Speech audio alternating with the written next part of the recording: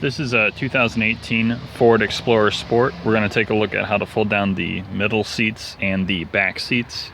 And this actually has the automatic seats in the back. So we'll start actually with the middle seats on the driver's side. Pretty straightforward. You'll see there's just a little pull, a lever here near the base of the seat. We do that and it folds down 2/3 of the middle seat or the back seat. Now, if we go around back, you can see that it actually has an electronic control here on the driver's side.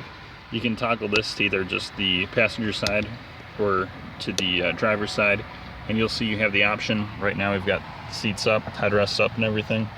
If I hit stow and go, it folds down the headrest and actually tilts, just automatically tilts everything back. Folds nicely there. You can see got a pretty large flat surface here. You could fit probably like a couch or potentially a refrigerator in the back there.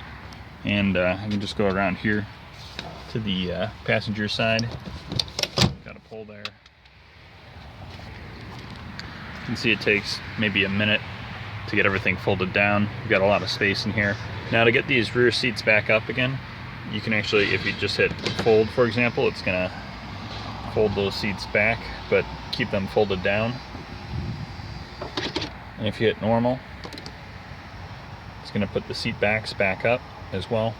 And then you just have to put the headrests back up. So pretty slick, makes that process a lot easier. All right, thanks a lot for watching.